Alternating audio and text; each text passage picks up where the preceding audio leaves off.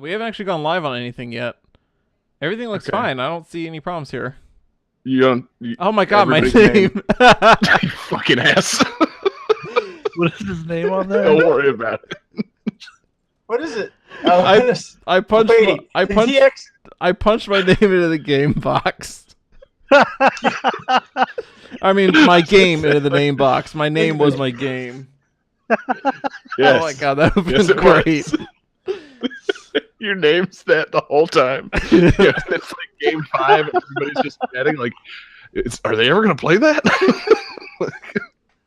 Oh man, see, I actually took the time to pull up Twitch to see, and it changed. Oh no, it never made it actually live. It was okay. There's a 2-step process to all this. Although we are live on actual Twitch now. Actually, Johnny's got a process. Yes, I saw, and your name is your name. Shit. I was upset. wait, yeah. So Twitch may have actually seen the Oh, no, wrong my name. 2-step process. Damn it! 2-step process is ruined. I skipped the process. Oh well. Okay. Great, John. Well, you guys ready to start? I still didn't see. I have no idea Yeah.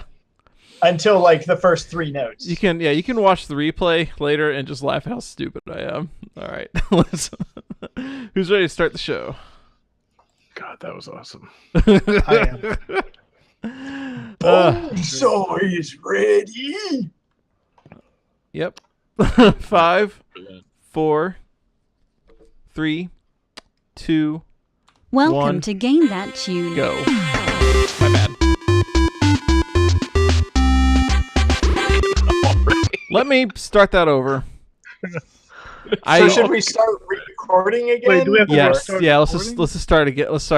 Delete the recording. Start again. I hit the cue for the song instead of clicking the button to hit record on my computer. So I started just If playing only you it. had like a 2-step process. I started the theme song right before 1. It was like, the fuck, man? Yeah, that's what I usually hit record. Changing the game on us. Instead of hitting record, I hit 0 on my keyboard, which is the theme song.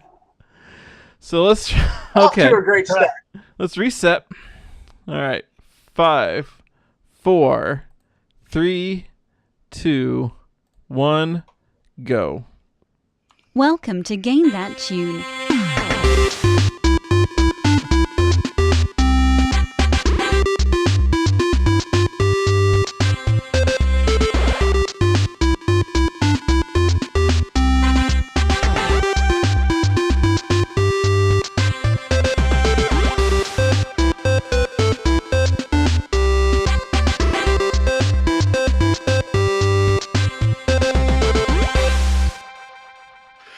Oh, yeah. What is going on, everybody?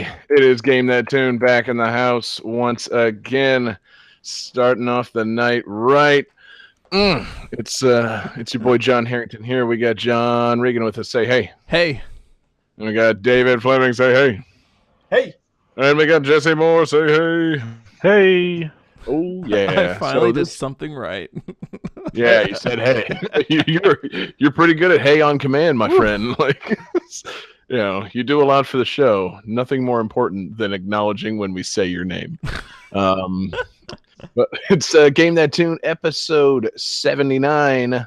Man, we're 1 episode away from another fantastic milestone, guys. But not tonight. It's just a regular old episode. So if you're just joining us for the first time, we listen to video game music, 3 songs from a game, a little bit of trivia, try and guess the games based on the songs.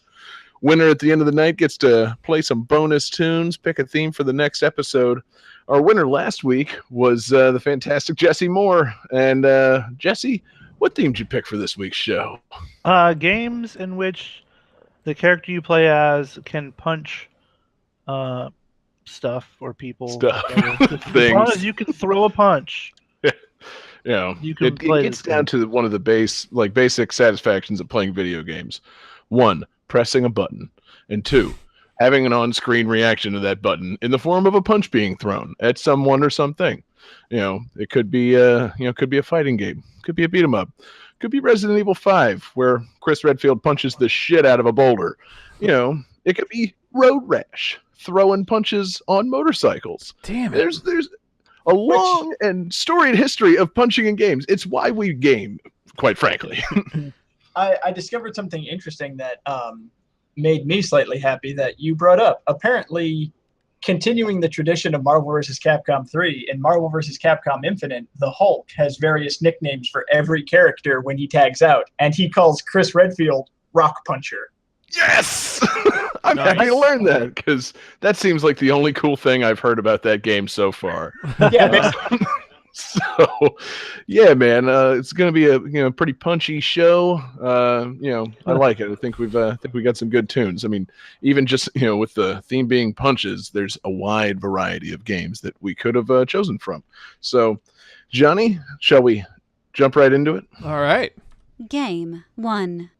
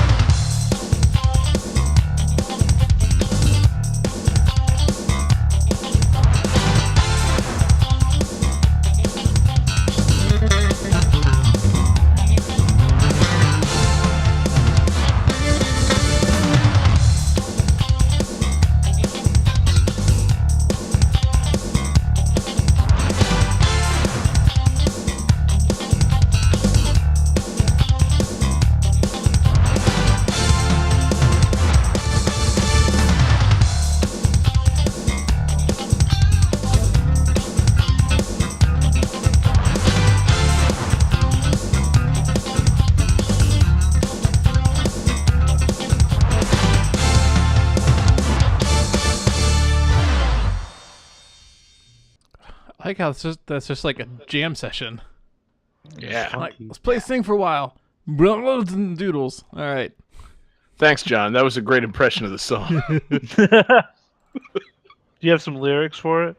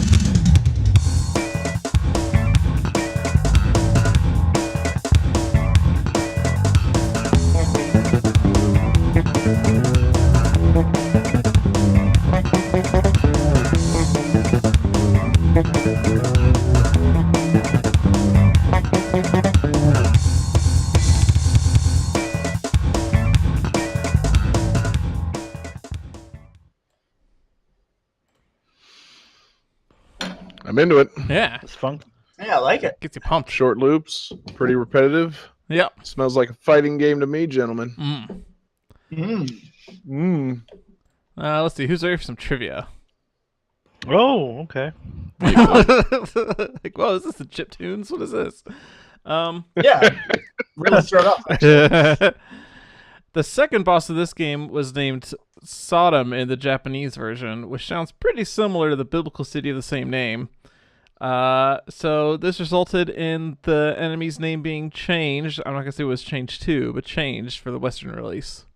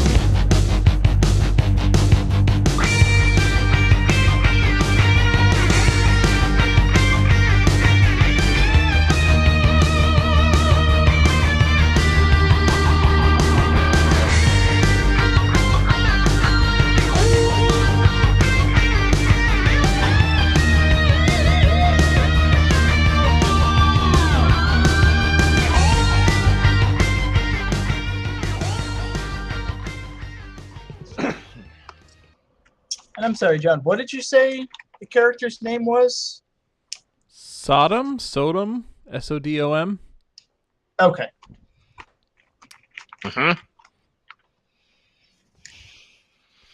Lots of other miscellaneous censorship, if that helps. No, I'm pretty sure it's what I think it is. Okay. I just wanted to double check. Also, I had to find a marker that actually writes.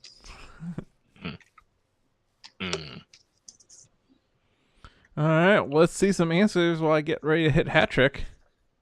We have Final Fight for Sega CD, Final Fight, and Final Fight for Sega CD. This is Final Fight for Sega CD, also known as Yes, it Final is. Fight CD. I totally Nice. do. Yeah. I didn't realize they changed his name. Yes, he is Katana in the Western version.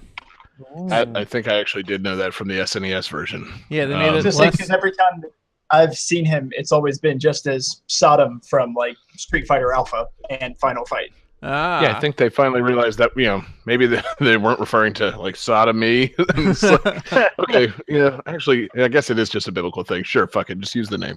Like, Katana's already something in Mortal Kombat, and we don't want to be associated with them. So, yeah, Final Fight CD. That was good tunes. I was gonna say, I barely knew they made a version for Sega CD, but that explains the quality of the music. Yeah, and I believe that the Sega CD one is the only home port that has all three characters playable. Yeah, it's the superior version. Yeah, this It's absolutely a superior version. I've been it's a long on time. CD. I know. Yeah. I mean, I've been a long time advocate of Final Fight, but it's one of those things where it's like I go back and play. It's like, oh yeah, why can't I play 2-player? What the hell? Like, yeah, I feel like I remembered playing 2-player as a kid, but no, never did. yeah. Sega CD is 2-player, and you can choose between Guy, Cody, and Hagar, Although that one's not as big of a deal because like I just always choose Hagar anyways, and Hagar's in That's true. the Super Nintendo. Because one, so who Hagar's the cares? best character. Yeah. Yeah. Well, No, Hagar is dope, but I mean, there's pros for the other guys too. You gotta like Cody and Guy, but they're just I mean, if you're gonna play a beat 'em up game, are you gonna play as like an agile guy or a ninja? Fuck no, you're gonna play as the giant mayor of the city who pile drives people. Like, just, I was gonna say, it's like, human nature. Cody and Guy, they have their strengths too, but they're not known for pile driving sharks. Yes, exactly. Pile driving motherfucking everything. And beating dudes with pipes, and like it's just and Hagar's just that guy. and they're not He's the in, mayor. Saturday Night Yeah. Slam Masters. Yes, exactly. Gotta love, a professional wrestler turned politician who takes to the streets to clean them up. Makes me wish Jesse Ventura had tried something similar in his time as like governor of Minnesota. Like, Oh, he would I'm not- suplex the fuck out of a lizard person.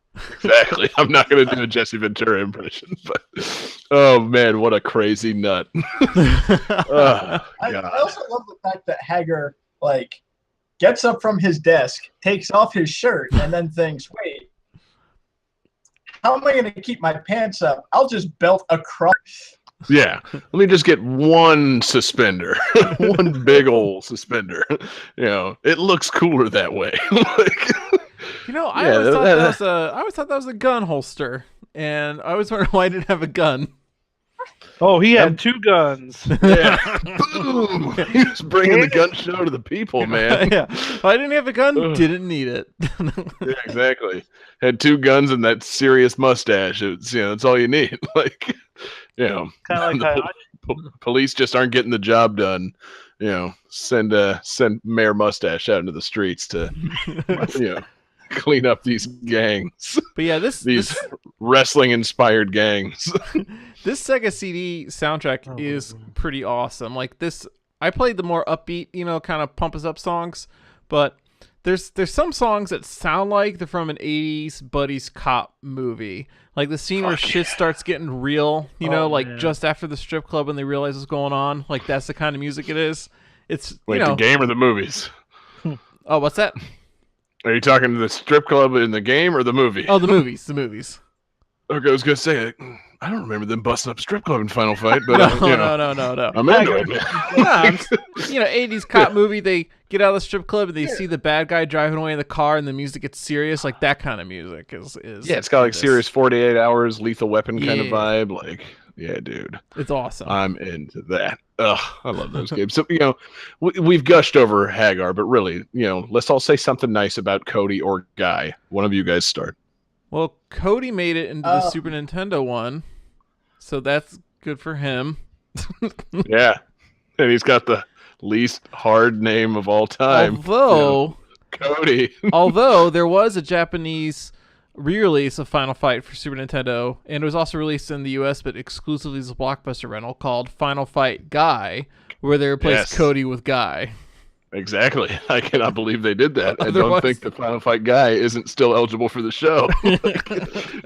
Why the fuck did they do that?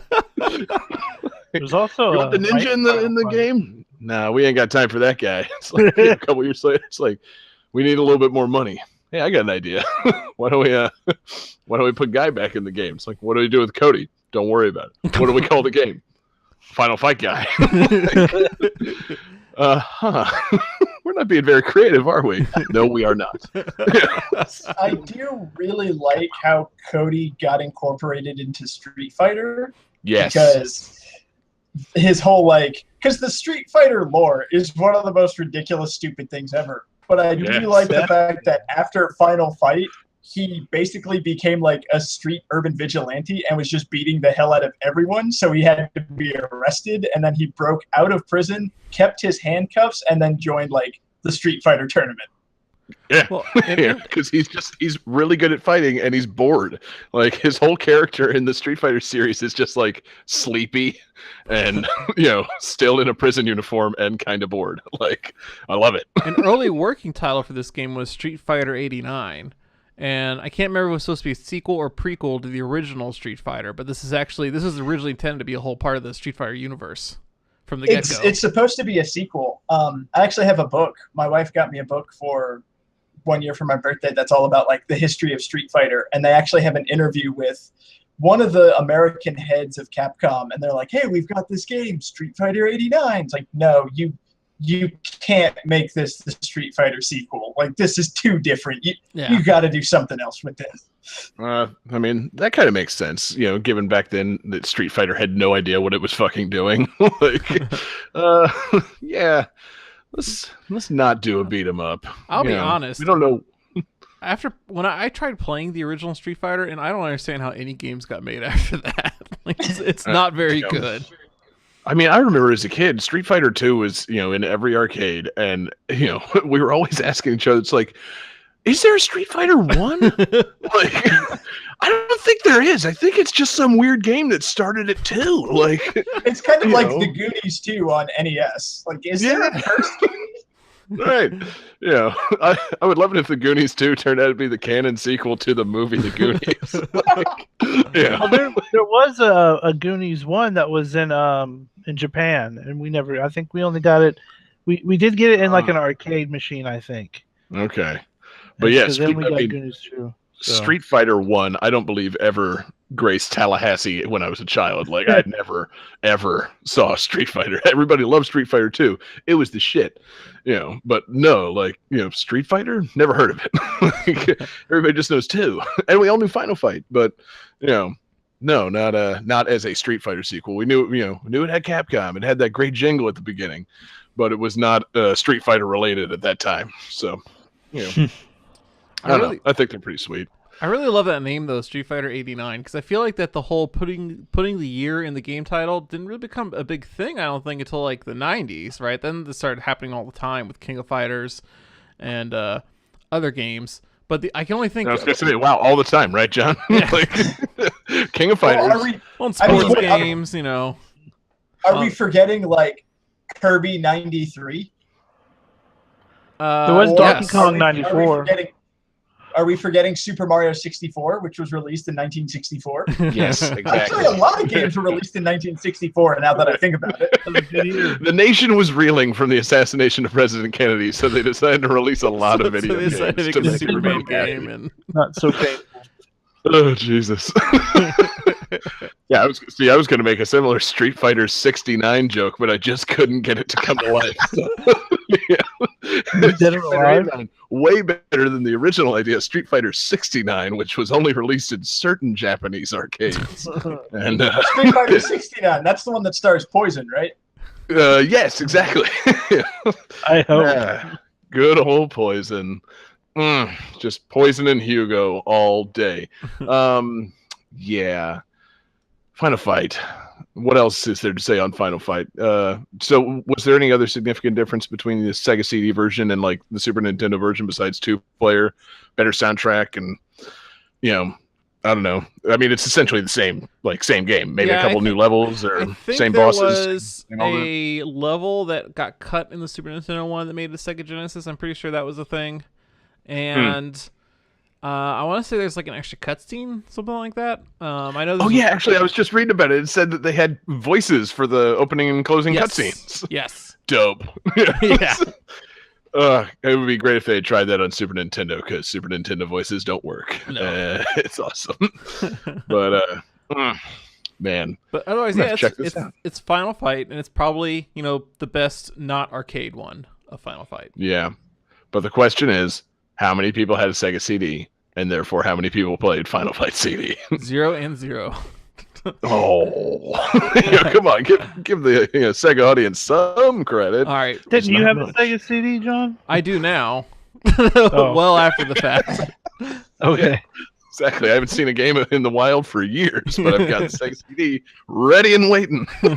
Well, there's no copy protection on the Sega CD. You don't have to actually find the games anymore. Oh, you just burn them. Johnny Pirate. That's the whole reason That's the sole reason I have a CD burner. What's that? You don't legally play these games? Come on, John. I mean, I do legally play them. 79 episodes in, you gotta maintain the facade. Don't We break never kayfabe. emulated anything, man. Emulate is a 4-letter word here at Game That Tune. I'm not emulating. They're on an actual console. Okay, John. Well observed. But yeah, anything else on Final Fight? Final Fight CD? Poison? Hugo? Street Fighter 89? Street Fighter Streets of Rage 69? better. Street Fighter 420? Ooh, shots fired. I mean, kind of unquestionable. Wow. Except Final Fight continued for a little while longer. There's, Streets of Rage never had enough sequels to get bad. Like, they kept releasing Final Fight and it deteriorated. Streets of Rage is the better game series, but Final Fight has the better cast. Yeah. Yeah, Streets of Rage is just kind of like bland 90s cast. Like, it's just like 90s buzzword cast. Axel and Blaze and Nirvana. Skate. Yeah, exactly. Skate. You're forgetting about Rue, the kangaroo that you can play as in Streets of Rage 3. And again, I go back to my earlier question and earlier point. How many bull sharks has Rue the kangaroo pile drived? It's a very valid question. I have a question for you, Johnny. Yeah. So I got this the Sonic's Ultimate Sega Collection for PlayStation 3, and it has Streets of Rage 3 on it. And you can't play as the kangaroo. You play as this old man cyborg. You have to unlock the kangaroo. There's a fight. Oh, you do? Okay. There's a fight where you're fighting the kangaroo and his like owner. And if you defeat the owner and let the kangaroo go, then in future levels you can play as the kangaroo. Oh, okay. Okay, Yeah. cool. Yeah, he's not from the Awesome. get-go. Okay, because I remember seeing pictures from the kangaroo, and I was like, "Oh my god!" And I was showing Betsy. I'm like, "You can play as a kangaroo," and then we had old cyborg man instead. And it was very disappointing. You're a liar. Ouch. Well, hell yeah. Let us all go unlock our kangaroos and then continue the Streets of Rage versus Final Fight debate. But in the meantime, Johnny, why don't you punch up Game 2? Huh? Game 2. Good night, everybody.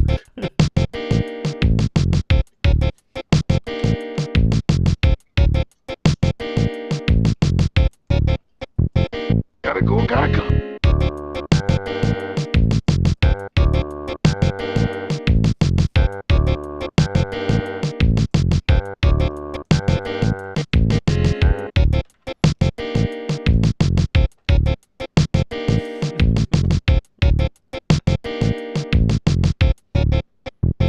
Gotta go, gotta come.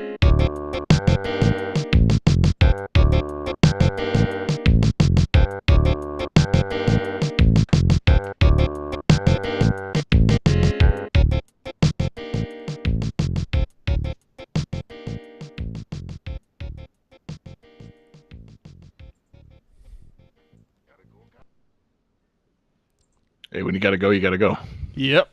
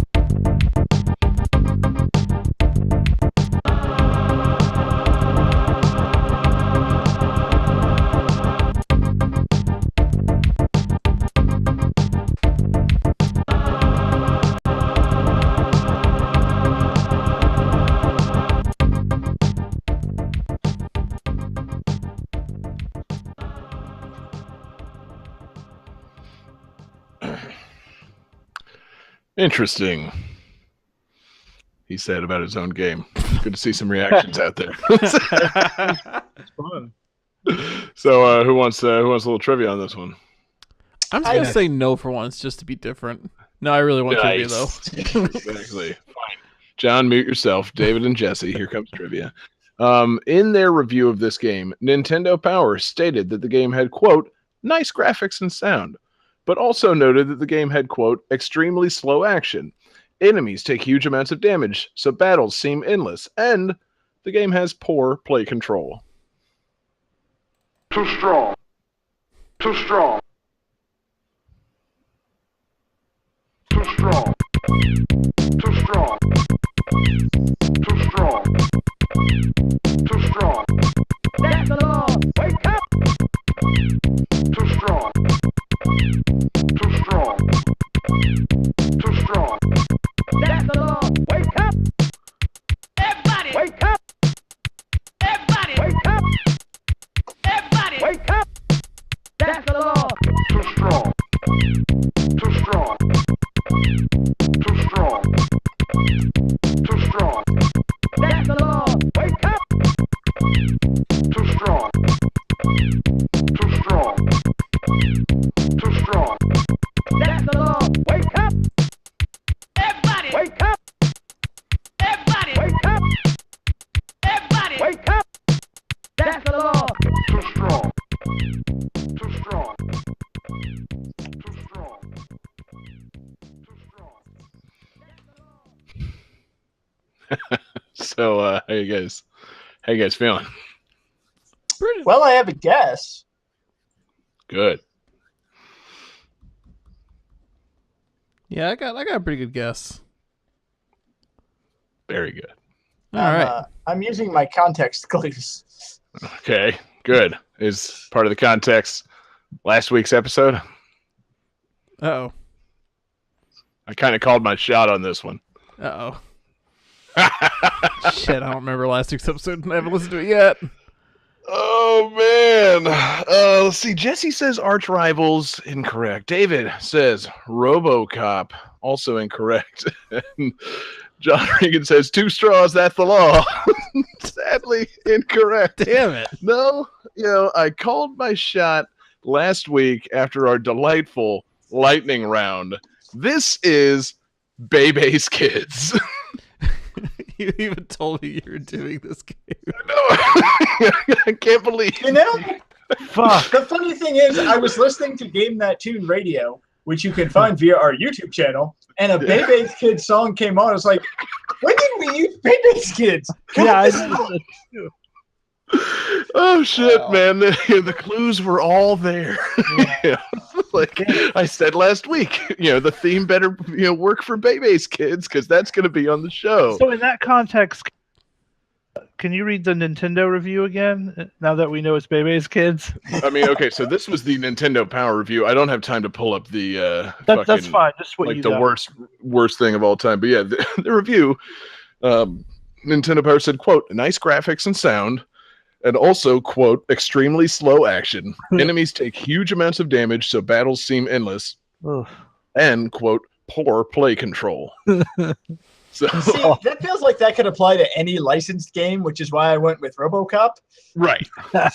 But, RoboCop doesn't have samples of, like, Public Enemy in it. I was thinking maybe you would take some of that context. It's like, there's some black music samples in this game. Maybe. Well, I mean, just maybe. I kept hearing, like, that's the law. Oh, that's true. Yeah, This could be RoboCop, right? they put RoboCop in more of a hip hop context. Yeah.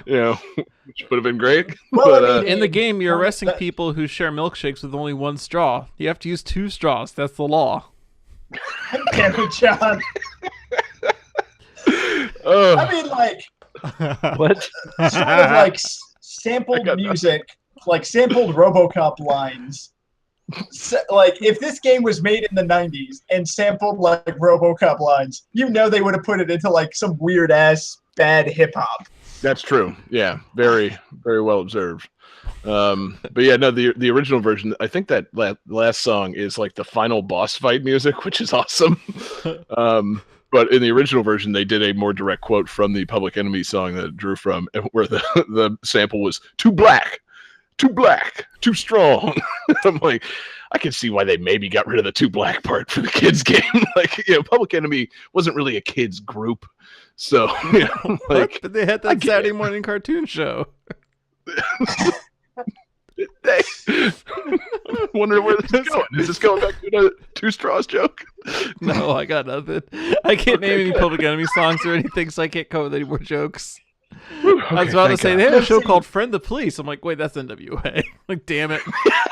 Like, I got Friend nothing. the power.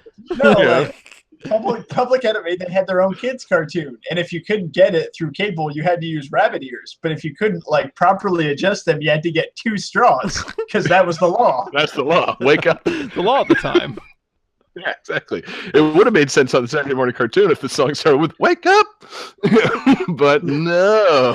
As was the law at the time.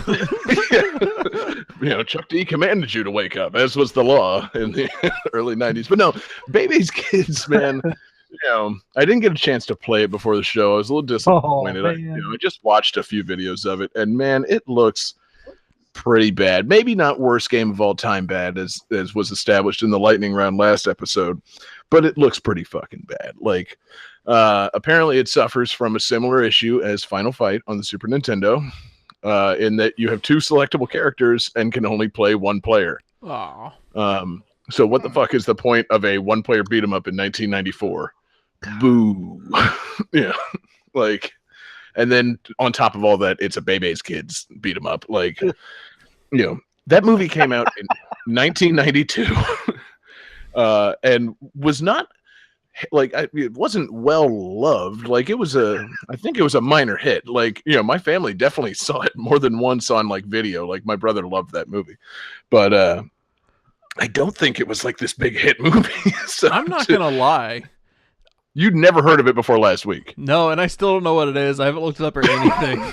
So I give you the Baby's Kids rundown here in a second. But no, the movie came out in 92, and this game didn't come out until 2 years later. So obviously it wasn't like a tie-in, like, let's get the like that good marketing synergy going with the movie. Like, they were like, Baby's Kids is something we could maybe turn into something. Like, okay, fuck it.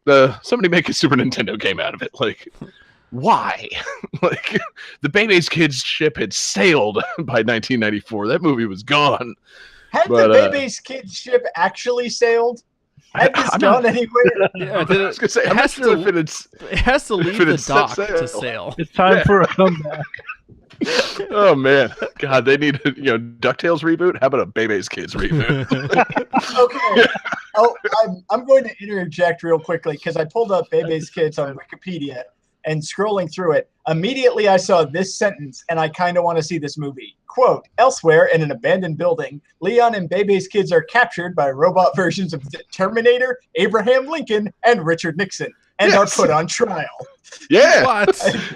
Okay, so the Baby's Kids rundown, for those that don't know, Baby's Kids came out in 1992. It is about a guy named Robin, I believe. No, Robin is trying to date this woman. She's got a nice, polite son who he's going to take to a theme park along with her, and it's going to be him and her and the son, and he's trying to make a good impression.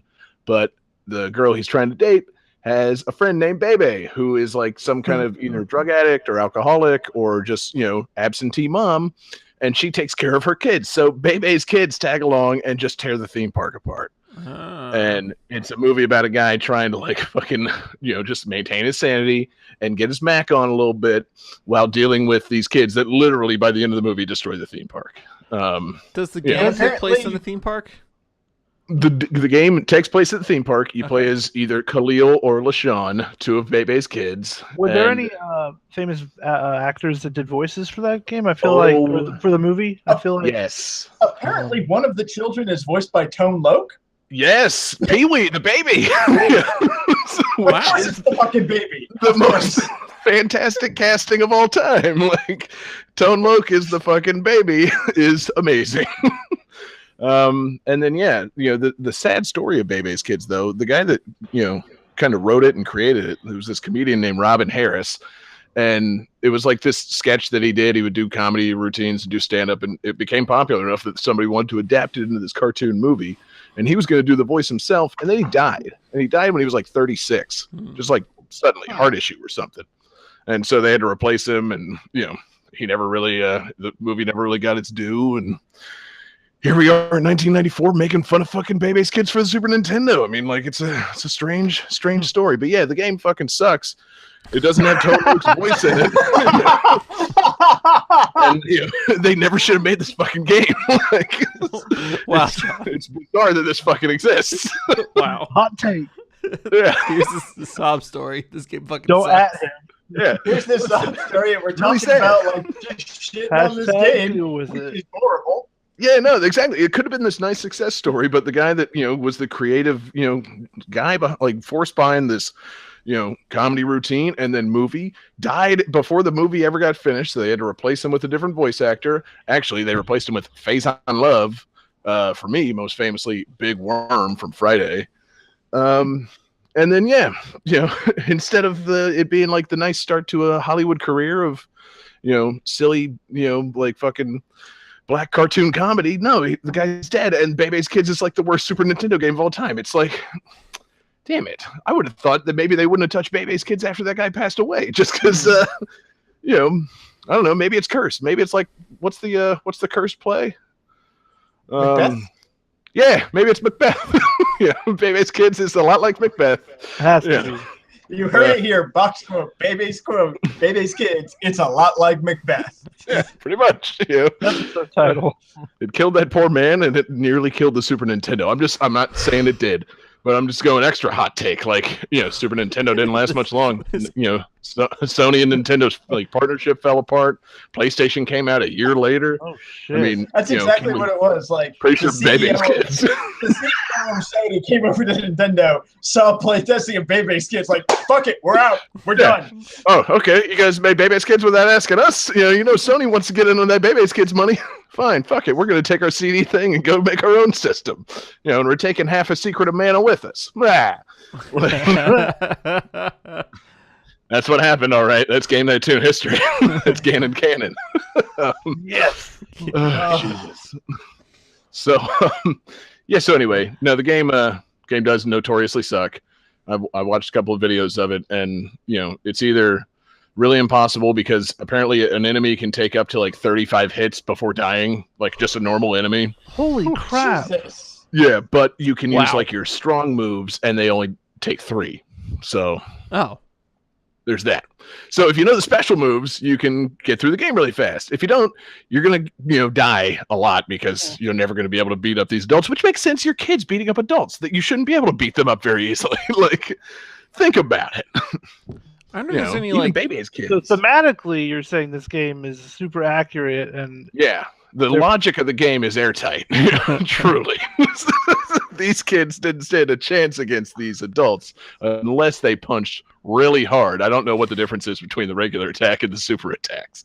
But yeah, no, the game, it's got nice sprites, good animations, backgrounds, the most generic thing I've ever fucking seen. It's basically Macbeth. Yes, exactly. It's like a poor stage production of Macbeth. It's just got ugly backdrops pull and quote. really It's nice a- sprite work. Pull quote. It's a poor I stage love- production. I love comparing video games to Shakespeare. Mm. I'm just saying. I'm There's sure something Shakespeare there. loves it when we do that. Shakespeare ain't rolling in his grave at all, man. He might have been.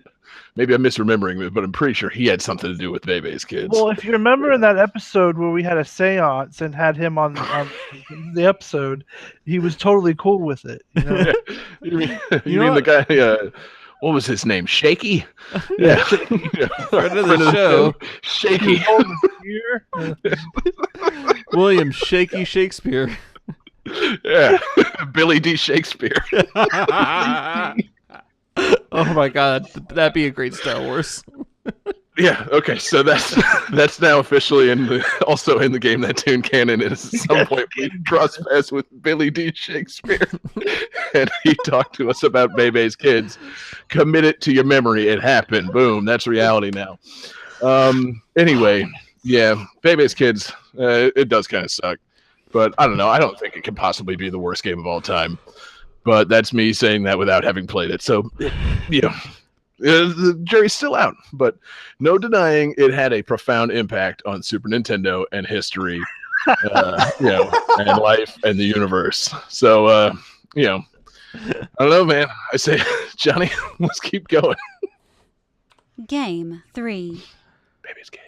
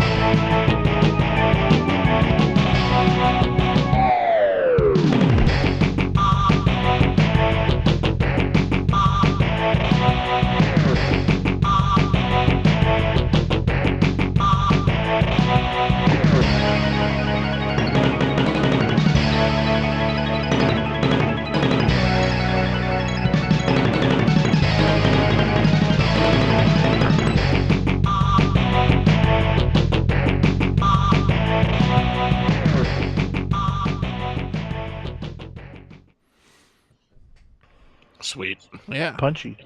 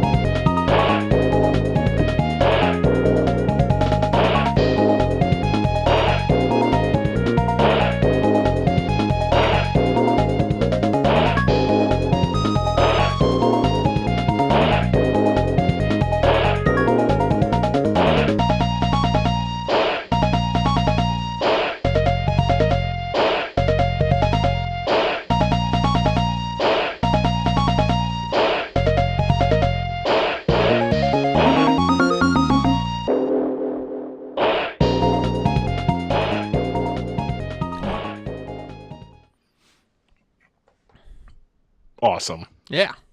Wow. Yeah. Oi, you might say. So let's see. This is our fan request for the evening, and it comes to us from frequent requester and Patreon superfan Dell at Delition_Hikari on Twitter, and yeah, he was ready with some requests as soon as that punch theme was thrown out there. So let's see. The final boss of this game has a sorry, I gotta think I had to fucking word this. It's complicated, this game, man. So this game's final boss is notable for notable amongst the fighting game genre for what two traits?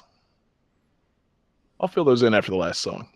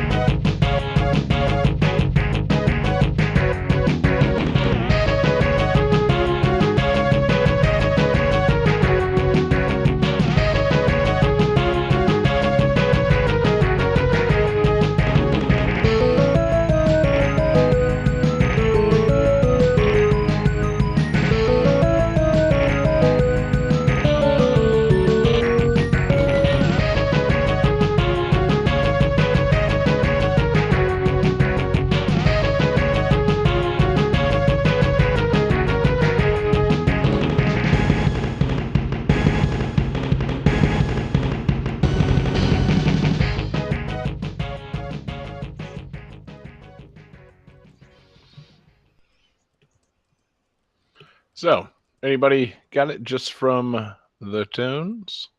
No. I didn't think so. It's a Dell game, so it's a little bit obscure.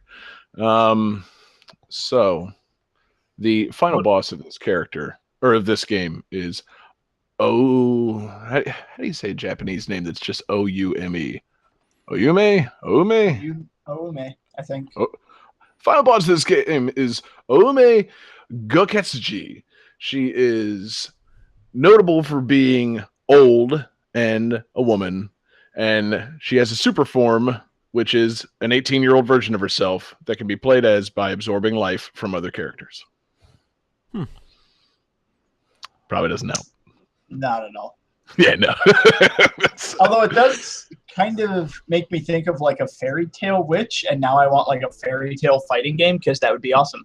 Yes. So, yeah, this, yeah. All right. Let's see. What the fuck? I'll have John read his own. Jesse says Ranma 1.5. That's incorrect. David says obscure fighter from Dell. That's half correct. John, what the fuck does that say? Dos fajitas es la ley. That means 2 straws. That's the law, doesn't it? Yeah. God damn it, John. This is a fighting game called Power Instinct for the Super Nintendo. What? Power Instinct. Yeah, you know that one. Right? The crossover between Power Stone and Killer Instinct. Maybe. I That haven't sounds played like them. I Yeah. haven't played a lot of Power Stone, but I'm not going to say that that's not what this is.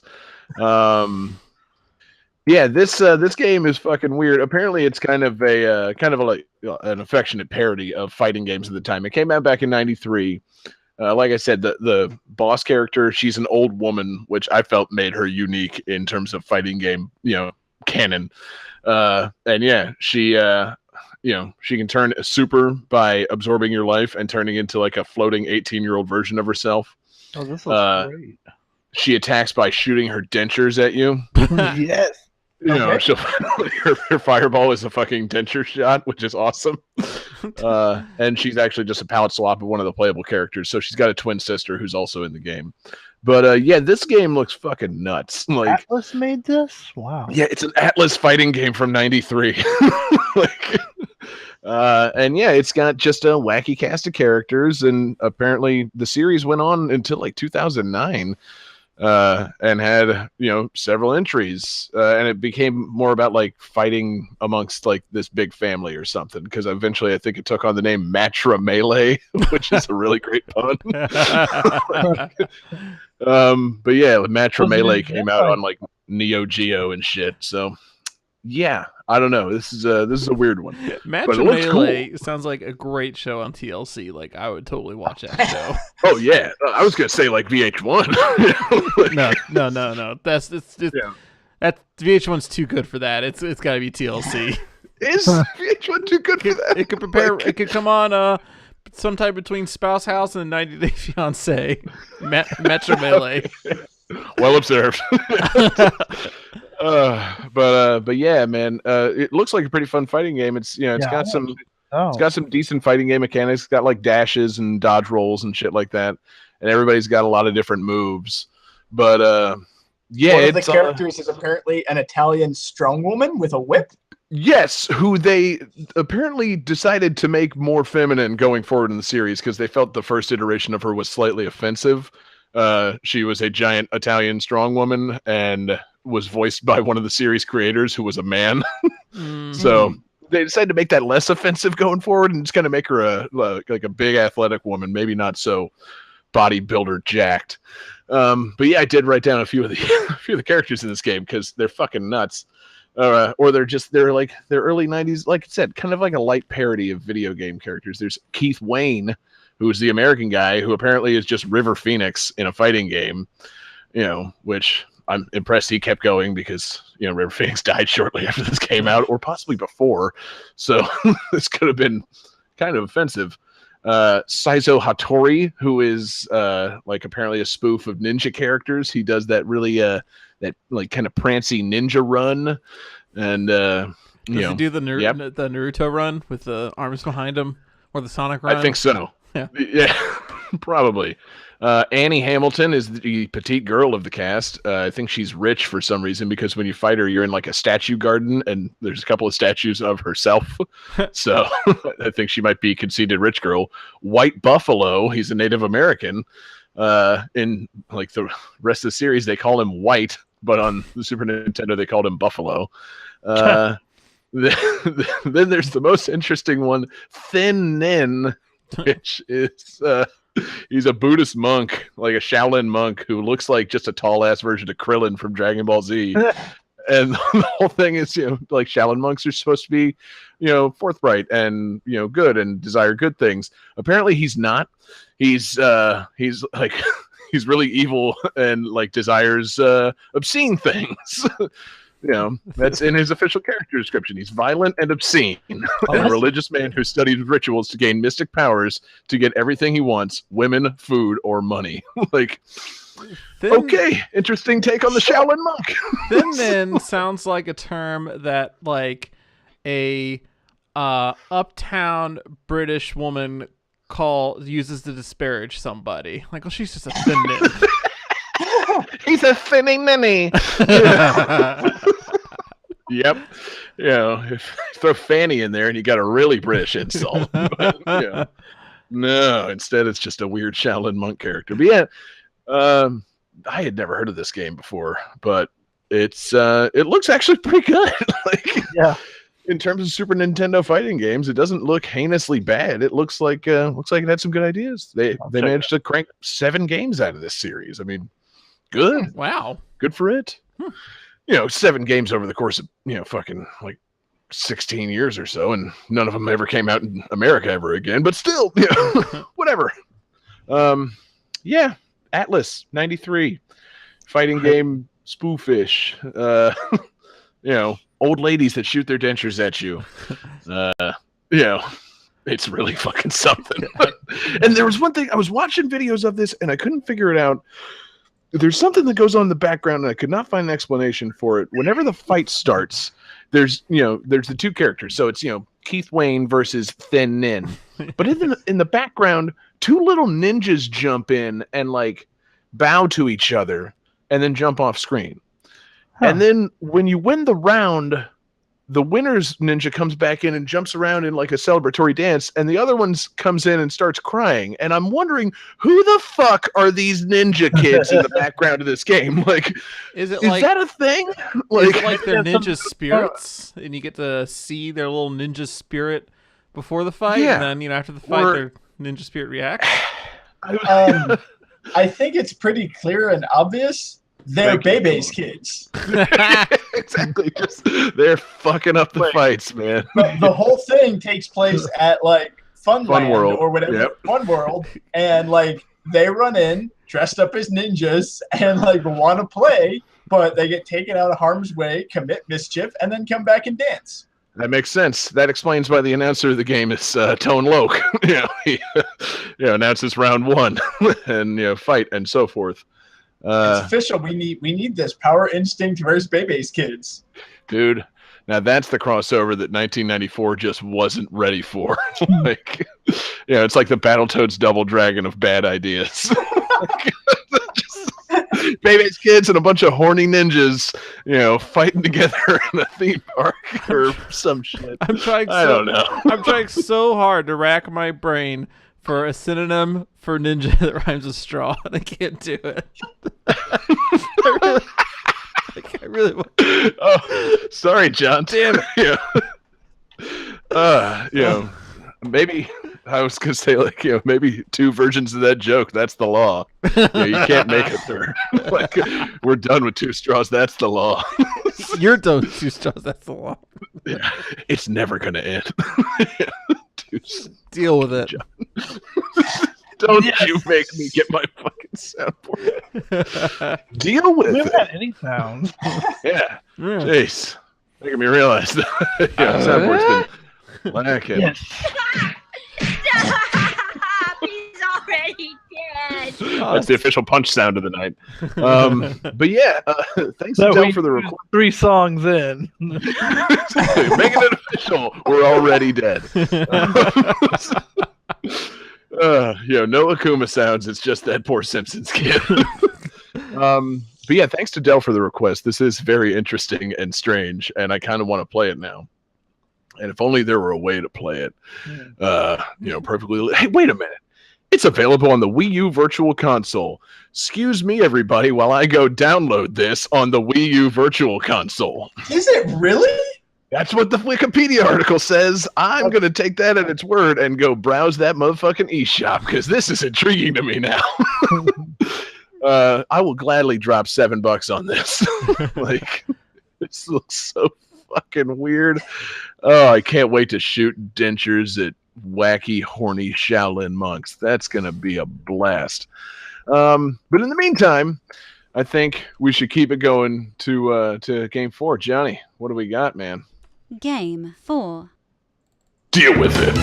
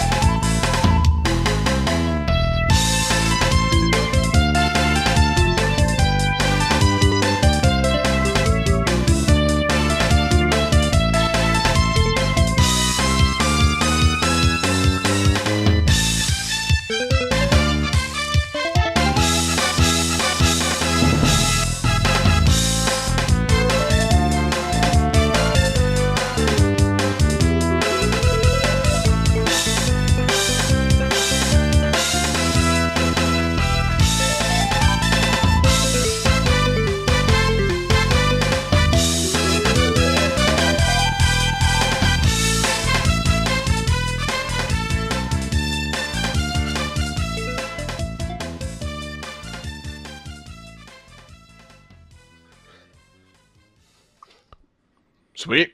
Yeah, it's cool. I dig it.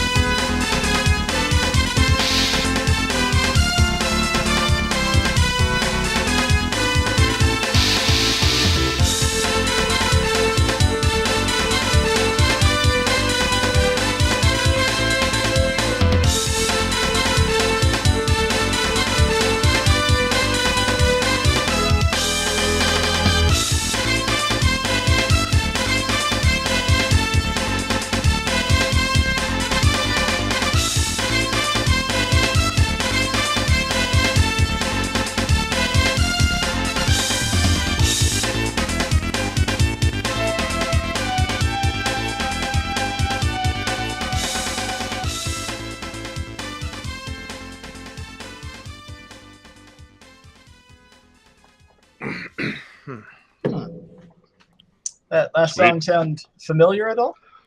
Maybe just a little. Maybe. So, who would like? Yes. Oh, I was gonna say I got my normal speaking voice back. Oh, okay, good. Oh, good. Who would like trivia for this game? Ooh, I would. Me. Oh yeah, Okay. me. So, fuck. Trivia for this game. It's not Baby's Kids. The cast of this game is based primarily on parodies and homages to anime and other video game characters. This also extends. God damn it. Power Also- Instinct 2, yeah. This also extends to the game's plot. Quote, it is said that the person who collects all 7 of the legendary Weenie Sion balls will have their dearest wish granted. End quote. An obvious homage to Dragon Ball Z.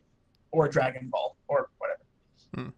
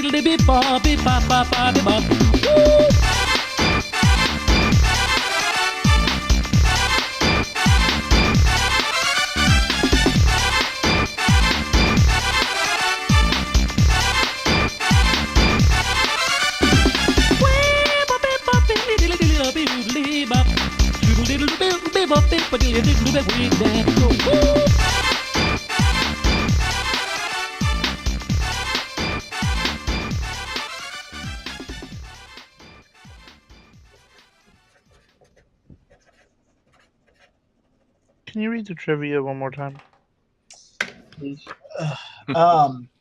So this game's cast is based on parodies and homages to various anime and video game characters. This extends to the story, whose plot is a parody of Dragon Ball. The plot is, quote, it is said that the person who collects all 7 of the legendary Weenie Sion balls will have their dearest wish granted. Cool.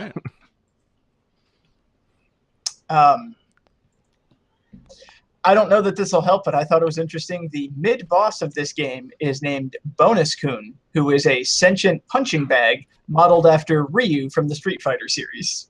Interesting. Sweet. Oh, that's cool. All right. That's cute. Here we go.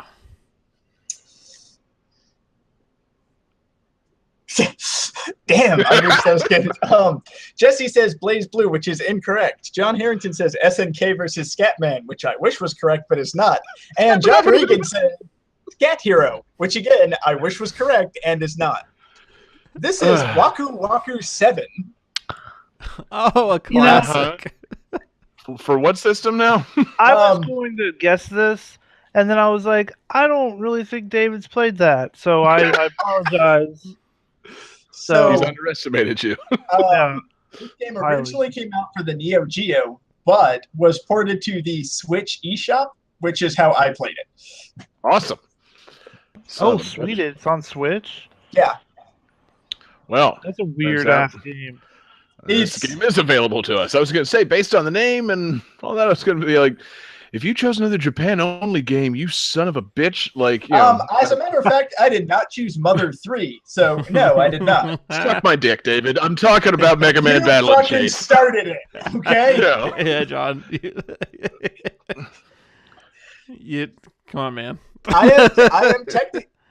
You are technically the only person who has chosen a game only available in Japan. So Waku Waku 7. Talk, motherfucker. Okay, I was going to say, like, did John's video freeze, or is he just that pissed off? Not pissed. Just don't have anything to say about Waku Waku 7. This It's game's the kind Fozzie Bear game. That would be It's awesome the Fozzie if we Bear got game. like a fucking Muppet fighting game. That would be sweet. Yeah, be I so would have good. played that real bad. Yeah. So every character in this game, like I said, is kind of a parody of another character. So there is Rai, who's this cocky, like 15-year-old boy who's basically like an SNK King of Fighters type character. Arena, who's this like half bunny, half human girl that's a parody of like every half animal, half human manga trope. Dandy J, who's basically Indiana Jones. Maru, who is basically My Neighbor Totoro. Politank Z, who is a guy and his dog in a giant like mech suit police suit, which is apparently a parody of Dominion. There's Slash, who is this elf guy with a giant sword, which is a parody of like every anime swordsman ever. And then Tessa, who is this little like robot maid that's a parody of Astro Boy, Mega Man, and like Japanese made cafe people.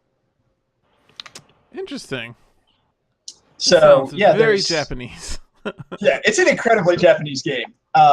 There's also the mid boss, the punching bag based off Ryu, and then the final boss is this giant kaiju who's like a giant black ball with a huge goofy smile and tiny little bat wings. And when you're playing through arcade mode and you beat everybody, you get the 7 balls, you have to fight this giant kaiju monster. So you actually get scaled up to fight him on its same size scale. So the stage is like this city backdrop and you grow huge to beat the hell out of him in a giant kaiju battle. Nice. Awesome. Yeah, that sounds pretty pretty all right. Yeah, I didn't know it got an American release. That's crazy. Wow. It was released on the Neo Geo. They ported it to Switch. For some reason, there's a company that's doing like a lot of arcade conversions for Switch. So a lot of Neo Geo games are on the eShop. That's awesome. It's a really fun fighter. It's like not the greatest fighting game in the world, but the cast is so weird that it's just fun to pick up. Every character has this giant unblockable super move. It's completely unblockable, does a ton of damage, but there's warning signs and like flashing lights when you start to use it, and everyone has this charge up thing. So if you can land it, you're mostly guaranteed to win, but the opponent has plenty of time to stop you before you can finish shooting it. Interesting. Now, have 1 through 6 come out in the U.S. in any way, shape, or form, or is this the first one to come to the U.S.? This is the only one. 7 It's- refers to the balls, John. Oh, It is a reference to the 7.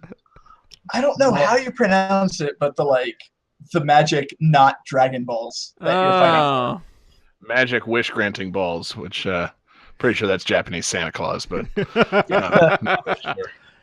Tanuki. And there's also a really cool mechanic where instead of having like a regular super meter where like you go up to stage 1, stage 2, stage 3, you start off with just 1, but then as you defeat opponents, you collect their ball, and then you get another level of super meter. So however much super meter you have depends on how many people you've beaten, because it's all tied into these magic balls you're trying to collect. God, I'm sorry. That really sounds like a motive for like a twisted serial killer, like a guy who beats people up and steals their balls. Oh my god. jeez, John. Taking it to the darkest place possible, huh? See, You I don't need wish- the artwork for this. This really isn't a dark thing.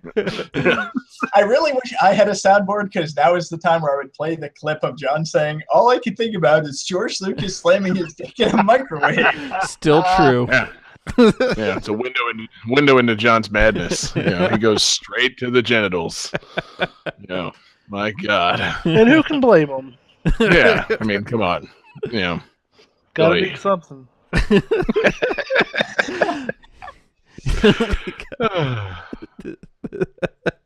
All I can think about now is like this dick ain't gonna slam itself.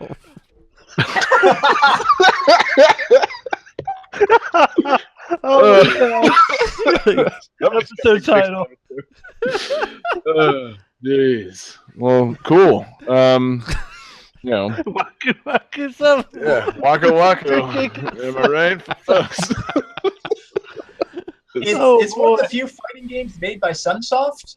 They also made another one called like Galaxy Fight, and apparently they were working on a crossover between the two, but then stopped. Which kind of makes me sad because, like this and Power Instinct, I kind of wish there were more fighting games that just kind of took the piss out of fighting games. Yeah, We need more like parodies and jokes. Yeah. we sure do.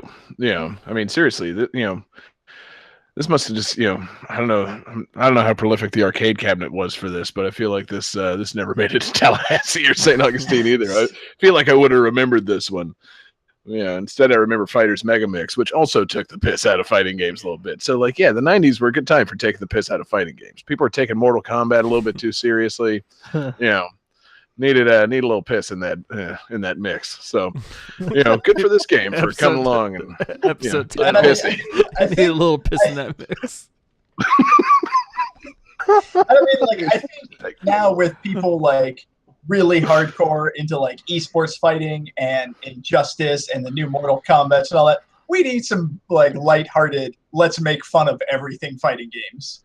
Yeah, frankly, I was hoping that was where like the Marvel vs. Capcom series was going to go, but no, it seems they've gone the other route on that, and it's it's very serious and it's got a serious story and all that crap. So, jeez, just make fighting games fun again. I'm kind of tired of esports, but whatever. Maybe make an esport out of a fun fighting game. How about that? Like, How about, that. how about a video game that makes fun of esports? now that's what I'm talking about. Yeah, esports, the fighting game, would be pretty dope. Where you Especially fight if it was instead of like esport players instead of Yes. like.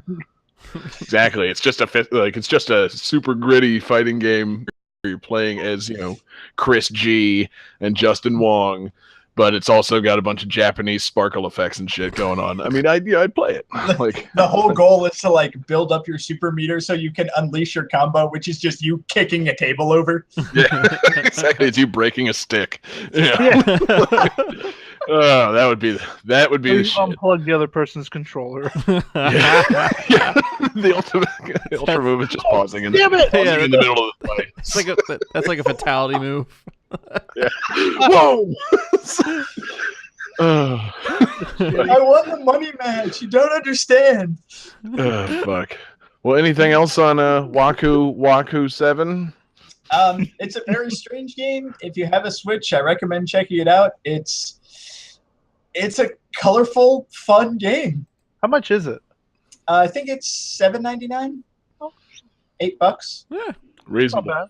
Yeah, it's like a big Very sandwich. Well, it should be Waku Waku $7. Oh, John, hit him with a sound. Yes. Stop! He's already dead. Thanks, John. I don't know, Jesse. It was pretty properly priced. I think with that comment, you're kind of hitting below the belt. Oh. Stop! He's already dead. I'll give you a bonus for that Can't delicious spell pun. punch without pun. How absurd! Damn it! Can we just have like a soundboard intermission? Something, two straws, that's the law. Every year, I took a holiday. I went to France. It's this cafe on the banks of the Arno. Every fine evening, I'd sit there and order a Fernet Branca. So anyway, Oh, Yeah, fun game. Gets the David from Game That Tunes official seal of approval. Johnny, shall we keep it going? Deal with it. Game 5. Deal with it.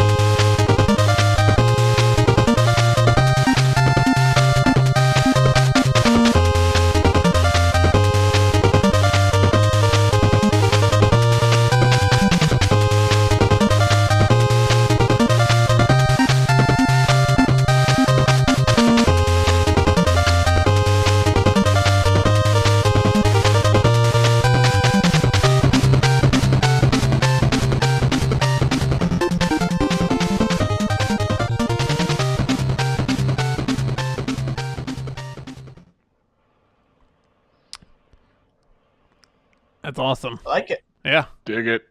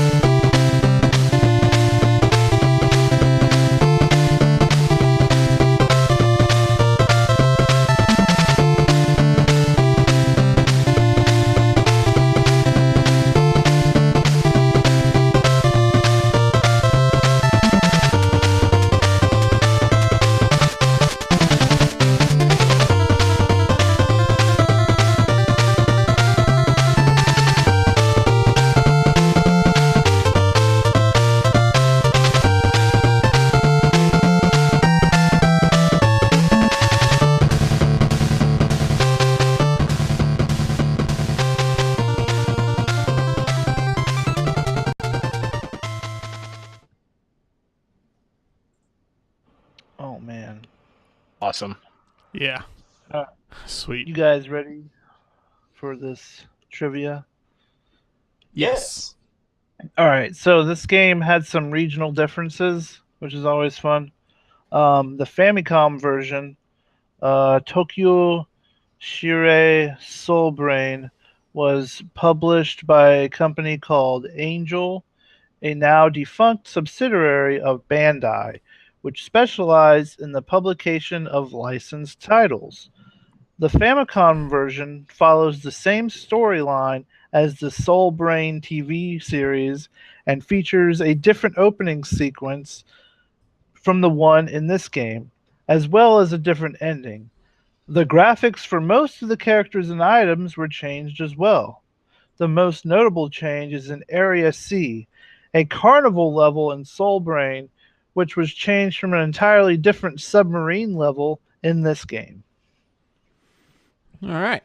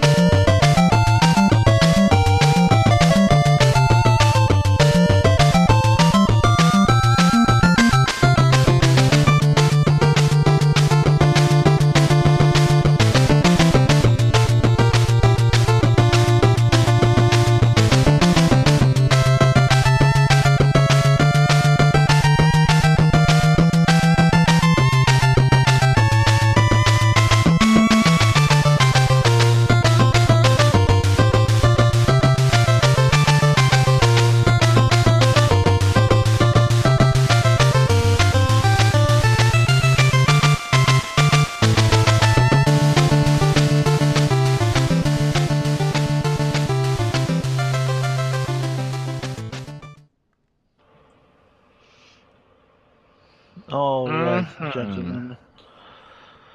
How you guys feeling? Pretty good. Not Based on them tunes, real good. Awesome. Let's see them. See, we got Johnny says tonight score 0 out of 5 frowny face. Okay. And then John and David both say Shatterhand, which is correct. I was predicting my score for tonight. Okay. Well, you're correct. Yeah. So there's that. Have you guys played Shatterhand before? No, I have not, sadly, but I've heard that music before because I listen to other podcasts where they play video game music, and ooh, man, those are some good tunes. I basically only know Shatterhand because in the Scott Pilgrim comic they named their band Shatterband, and I knew it was a reference, and that's about it. Oh man, this game, like, it is. I just discovered it like a couple years ago. I mean, I don't say discover it, like, you know, but You found it like, under I a didn't know rock. Shatterhand. Yeah. like, Anybody I ever didn't heard this? know No. about this as a kid. Had I known about this as a kid, this would have been the only game I ever played because Fuck it is yeah. such a badass NES game. Like, it starts off. It's one of those games where the story is all in the instruction manual, and so like if you just like rented this game and didn't have the instruction manual, you don't know what's going on. Love But it. it like starts off with like, you know, this robot dude like shooting his gun, and then all of a sudden it shows this like Arnold Schwarzenegger looking dude with sunglasses and like this army vest, and he just runs over and punches the robot in the face.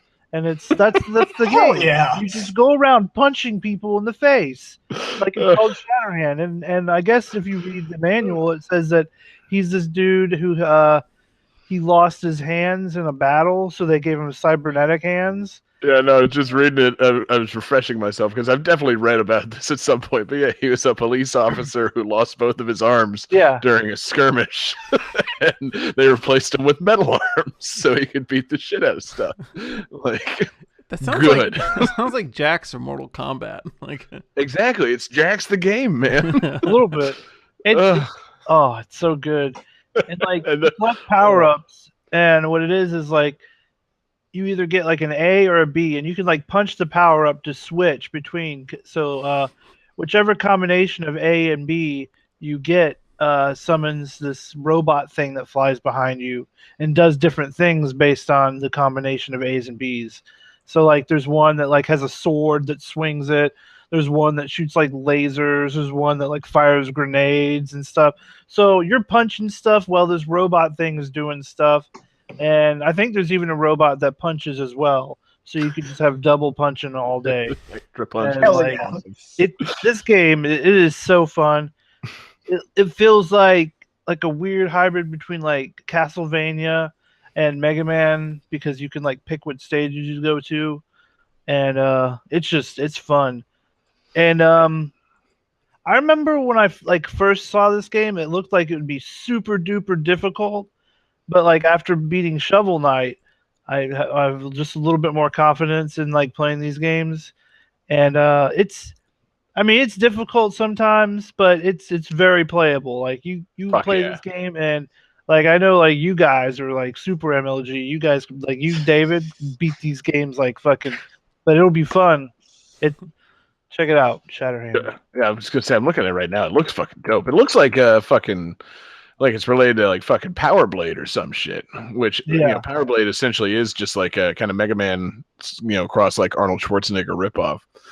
But yeah, man, it looks fucking good. Like, I'm digging the backgrounds, digging everything about this. I mean, and he's a guy with metal arms punching stuff. Like, Yeah, honestly, I was looking up like pictures of it, and I pulled up what I presume is what you were talking about, and it's just a pixel art of a guy punching this robot right in the face. Like, fuck yeah! On a scale of 1 to 5 punches, how would you rate this? 6. And also, I'm really disappointed we weren't doing this on. Like, I'm just like, why didn't I think of the 1 to 5 punch scale earlier tonight? God damn it! punching scale, you idiot. Oh. damn it. And, like the cover of the game is like this dude in a white a white T-shirt. Yeah, and if you weren't going to bring that up, I was going to, because that shit looks awesome. Like it's like they took some guy from the American like translation office. Like, Rick, we need you to fucking take a picture for the cover of the game. Put on these sunglasses and do this. And, that's all it is. He's got like sick ass volleyball shades on. He's got a white tee, and they add a little artwork of like some metal coming out of his knuckles. That's fucking great. Like, Oh, wow. It's also like it's great because if you look at it, you can tell like very clearly what is the photograph and what has been done over artistically. Like that hand is not real, but the rest of him pretty much is. it's pretty good. Like it looks more like an ad for the game than the cover of a game. Like that should be in a comic book on like every back cover, like Shatterhand, and then some metal knuckles. Like that gets a kid's attention. And then when you get the game, it's like, is the guy wearing a white T-shirt during the game? No, he's actually more of like a super cop. But okay, like the cover makes it look like River City Ransom, but with metal hands, like just based on the white tees. Just saying, they costume budget wasn't quite on point. I really do love how like that guy's clearly one of like the project managers or something. They just went out back real quick with a photographer and took a picture of I him. just made that joke. I know, but I'm saying like you're absolutely right. Like that is exactly what happened. It's so good. It was a good joke. I want to do it again. Except it's not a joke. I'm not joking. I'm very serious. Like that's clearly what happened. No, I recognize what this is. I know. No, John, we're well aware that you make jokes like this all the time. It's fine. Anyway, so Shatterhand, fucking dope. I think I need to play that one. Because if it's just Mega Man style stuff with punching instead of shooting, quite frankly, I'm into it. Like, walk around punch stuff, walk around whip stuff, walk around shoot stuff. It's all the same. It's the NES. Games are great. And I mean, it's also a great title. Shatterhand. I know. Does the hand at any point shatter? No, but you can, if you get the same power up twice in a row, you get for 15 seconds like this power suit where you can like shoot fireballs. Awesome. Hell So I guess maybe your fist is shattering into a fireball. Maybe. I was gonna say it needs like a cutscene where he threatens to break it off in someone's ass. Like, whoa, man, what are you talking about? It's like, bitch, my name's Shatterhand. That's what I do. Like, there's got to be a reason to have given him that name. Besides having metal hands that never break. Because she shatters people's jawbones. Shatters just asses. with the hand. But no, like because Shatterhand sounded way better than Shatterass. This game's been sounding better and better as we talk about it. Because what Jesse just described, that turning into a robot thing, like that's straight out of Michael Jackson's Moonwalker, one of my favorite games. So like, hey, you know when they were developing Moonwalker, it was actually a sequel to Shatterhand called Shatterass. I love the idea of just like, okay, some like Sega meeting, like, okay, we need to sit down and we need to come up with this game, this licensed game. We have the license for Michael Jackson's Moonwalker. How do we make a game? And one guy like, hey, y'all ever played Shatterhand? Exactly. Yeah, trust me. I was the guy on the cover of Shatterhand. I can do anything you need for Michael Jackson's Moonwalker. He says this as he's handing everybody their... I like he's saying that as he's handing everybody their coffees. Like... Guys, let me tell you, I love the help with this game. Yeah. I'm totally adding that to my resume. Just cover model for the game Shatterhand. Oh man, that's we all did it. We are all Shatterhand guy. So fuck yeah, man, great pick, great tunes, great shades, great fist, great ass. It's a great game all around. Great ass. Got a great ass. Episode title. Dude, now I just want a version of the movie Heat, but with the Shatterhand guy playing the Al Pacino role, or a movie version of Shatterhand with an old ass Al Pacino playing the Shatterhand role. All good ideas I like Heat to be with, explored as new Patreon goals. Heat with Shatterhand guy. He never takes off those sunglasses.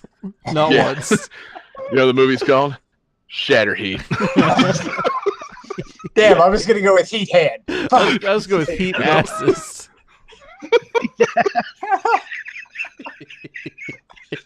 Yes. That's what goes to eat ass. That's a whole other movie. Damn. Different movie, different podcast, different everything. So join us. New episode. Stay tuned. The new episode Yeah. title. Join us for Have we our found bonus the episode episode title? later Is it tonight. Shatter Ass? We gotta get out of here. We gotta stop. I was only getting Man. better. Oh fuck, Johnny, start the calculator. Okay. Quick. Calculating computer activated. Computers. Beeps. Boops. Yes! Scoring complete. That was an ass shattering. That a shattered ass. This game's winner is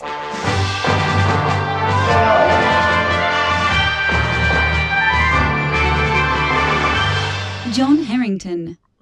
Fuck yeah. That's dope. Yeah. Yeah. Cool. Sorry, and kind of like I'm in like a micro version of last week's show. Like I had nipples on the brain last week. Now I just have like shatter blank on the brain, and I can't even focus. I'm just thinking about asses and hands, and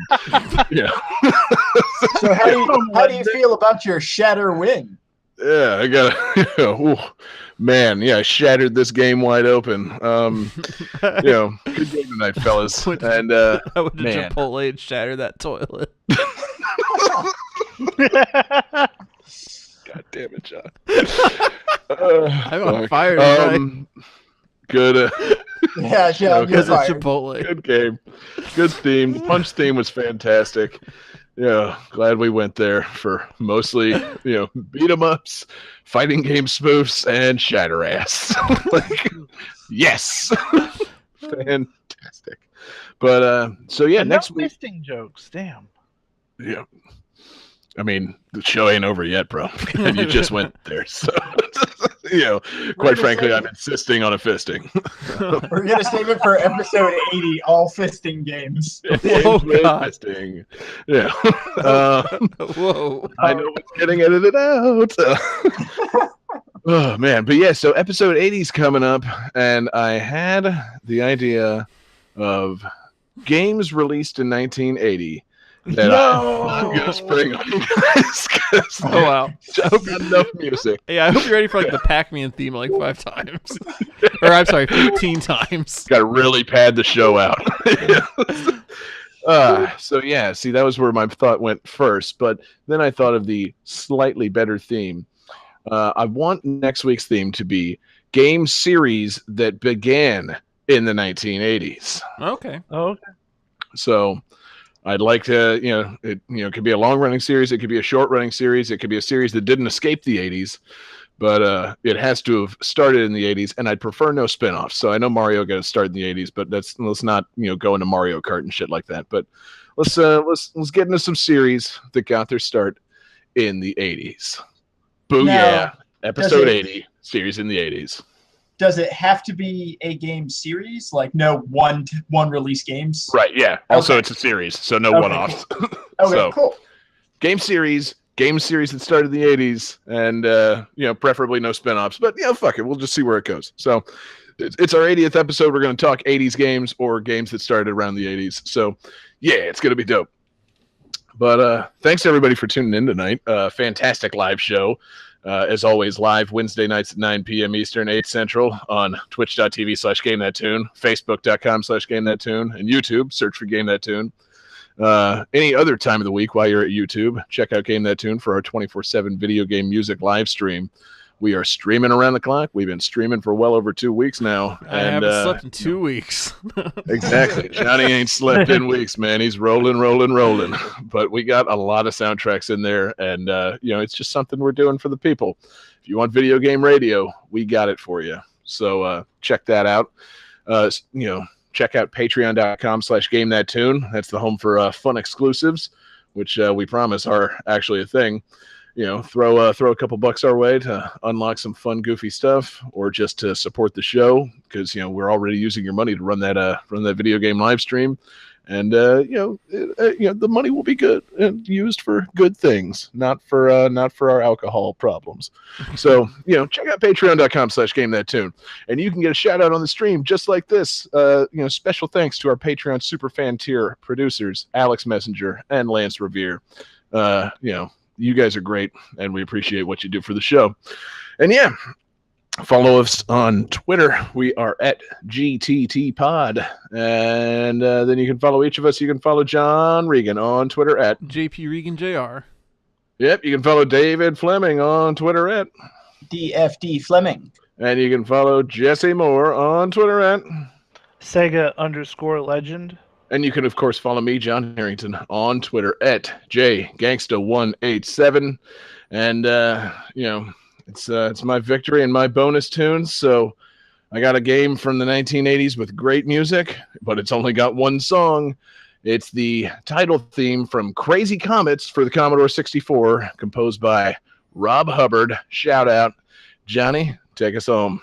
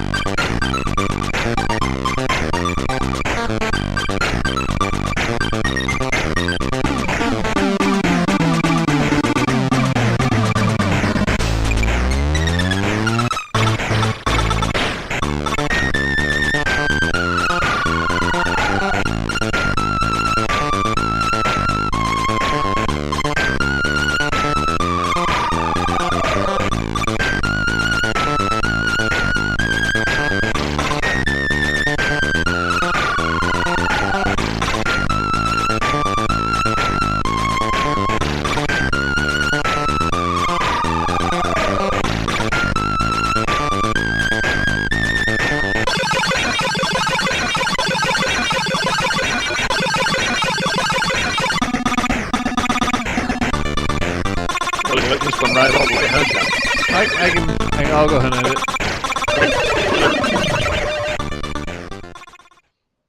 You just kept waiting for that shit to loop, and it just didn't happen, did it?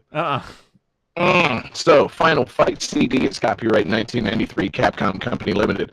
Bebe's Kids is copyright 1994, Paramount Interactive and Motown Games. Power Instinct is copyright 1993, Atlas Company Limited. Waku Waku 7 is copyright 1996, SNK Corporation and Sunsoft. Shatterhand is copyright 1991, Jaleco and Natsume Incorporated.